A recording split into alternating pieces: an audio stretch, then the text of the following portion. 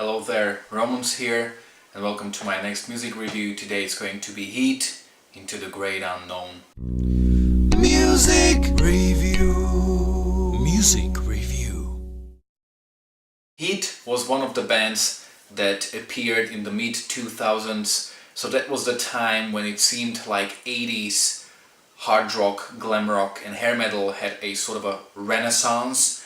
There were many bands trying to play that style, not only musically, they also tried to look like that. There were even many bands that actually played in the 80s and early 90s and they either didn't have much of a success or their success was too small. They came back with new records. And from the newer bands or from young bands at that time, one of the most famous bands was, for example, Crash Diet. Then you had Wigwam or the Poodles. And H.E.A.T was one of the bands that also came to the scene. Most of these bands were actually from Scandinavia, so most of these bands were from Sweden. I think Wigwam were from Norway. And they have released their first album in 2008. I remember that their first two albums that have a different singer were pretty cool. The production wasn't that good, but apart from that, songs were pretty cool. They sounded like classical 80s tracks. There was a lot of energy. It was their third album, Address the Nation, where they had a new singer, Erik Grönvall, who won Swedish Idol. And Address the Nation was a very cool album. I love 80s and I love hard rock and glam rock, but I don't really think it's a music genre where you can come up with any new material. I mean, it's very difficult to create music in this genre without sounding too cliché or too predictable or have that heard it all before kind of syndrome. It's extremely difficult because all these 80s bands were essentially pop groups. Those were pop songs played within pentatonic guitar riffs, and I think there is very little room where you can go within this genre. And therefore, even though I love those records that were released in the 80s, like, you know, Whitesnake, Van Halen, Guns N' Roses, Bon Jovi, Cinderella, Mötley Crüe, whatever, I don't really follow or I don't really try to find any new bands, as you've got many bands playing this music, and many of whom, like for example Crazy Legs or Reckless Love, they're just not good. I don't really like these bands because it's like they have one or two good songs per album, but the rest is pretty much forgettable. And Address the Nation was different. This album was very good, but it kind of made me think about, are they gonna do another record like that? Will they be able to create another good album like that? Then 2 years later, in 2014, they released Tearing Down the Walls, and that record just blew me away. There was one song I didn't like, The Mannequin Show, which was a complete ripoff of Barbara Streisand's Woman in Love, but the rest of the album was so great. I would personally put it next to the biggest 80s classic records, and he just kinda... I think that they are not only the best band playing this kind of music, they were able to come up with songs that sound fresh, original, and not really that cliché-like in a genre that for me is pretty much dead. But I couldn't help but feel a little skeptical because H.E.A.T are still very young, and it's not like this is kind of music that they can do for decades. You know, even the bands that were famous in 80s played that kind of music for a couple of years, and eventually they had to evolve because time had changed. And a couple of months ago I was thinking, like, what's new with the H.E.A.T? It's been 3 years since they released Tearing Down Walls, and then they have released a new single called Time on Our Side, and there was just so much hatred generated towards this song. I will be honest here, I was surprised as well because it sounded nothing like H.E.A.T. It was a sort of a pop rock / electronic kind of song based on the keyboards. It resembled their previous works very little, and I could understand people not really liking that song that much. I'll be honest, I didn't like that song as well. I was like, okay, this is such a bad track. This is one of very few times in my life where I have actually changed my opinion.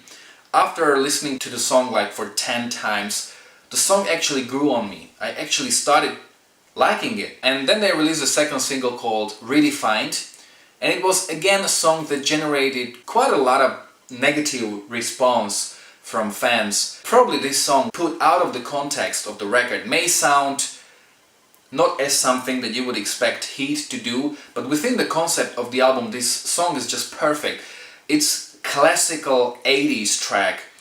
Think GTA Vice City, for instance. It's a song that could have been easily released in the 80s and would have been a hit. And these two singles made me very interested in the album. I really wanted to see whether H.E.A.T really took another step and decided to do something completely different, or these were just two of the most experimental tracks on the album and they released them for whatever the reason might have been. When they released the single Eye of the Storm and there was still some hate generated towards that track, it made me think like, okay, is this some kind of a hate train that people get on and have problems to get off, or what? I mean, this is such a great song, it's a classical hit. The album is out on the 22nd of September, on Friday. I've heard the record 8 or 9 times already, so let's look at how the record sounds. When it comes to the songwriting, you have many songs that sound exactly like what you would expect from H.E.A.T, like the stuff from their previous 2 albums. Even the first song, Bastard of Society, just kicks off. It's such a great arena rock, such a great rock anthem. It will fill you with a lot of energy. There are more songs that follow this kind of a traditional hard rock pattern, like Shit City, Best of the Broken, which has that typical pentatonic riff. Probably the weakest track on the album for me is Do You Want It, which is also a sort of a traditional hard rock song, but it kind of lacks originality compared to the other tracks. Some of the tracks are more epic and modern, like for example Blind Leads the Blind. This is a track that's probably the heaviest track H.E.A.T ever recorded. It's much heavier than most of the other tracks on their albums, and it kind of reminds me of the band The Poodles, who are also from Sweden and who I also really like a lot. It's a band that just has that perfect balance between 80s hard rock and modern rock. And this is actually kind of way I can see H.E.A.T going in the future, trying to embrace modern heavy D-drop riffs, but still maintain that 80s nostalgia and big arena hooks and choruses. The title track, Into the Great Unknown, is also an epic track. It's a really great closing track of the album and a great title track. It is pretty much a song I wouldn't expect H.E.A.T to do. There are a lot of epic keyboards. I would probably put that song more into a melodic metal kind of genre. Another track that is probably not the typical H.E.A.T song is We Rule, which is a song I would expect maybe from Hammerfall or Blind Guardian. It's got very, very epic and very anthemic chorus, resembling speed and power metal bands, but the rest of the track is pretty much a pop song. So to sum up, I think that the production is really very good. It's on the same level as the previous 2 albums. I don't really think that H.E.A.T experimented way too much on this album. Now the question may be why they released Time on Our Side as a single when it's so different from the rest of their album, and they might have confused many fans. So here's why. I'm not sure if H.E.A.T are musicians who make living by playing music. If they are, if they earn all their living just by playing music, it's fantastic. I'm super happy for the guys.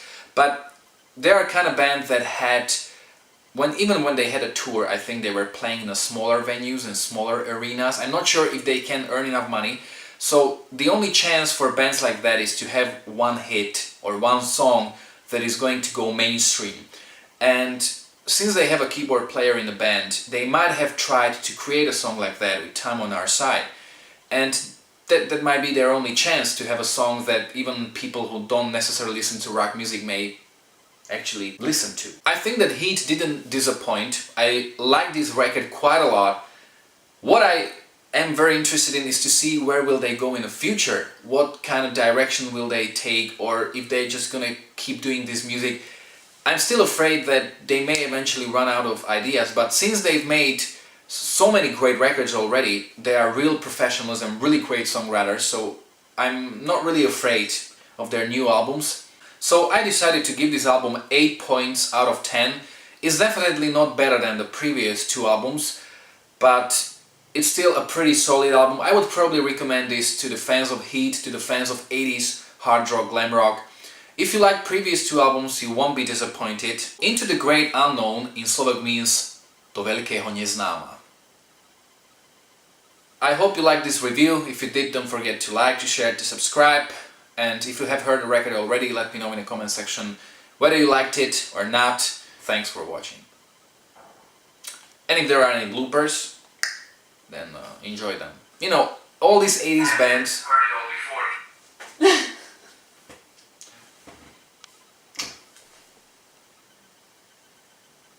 Actually, their song Living on the Run from a Destination is a song that I have on a ringtone.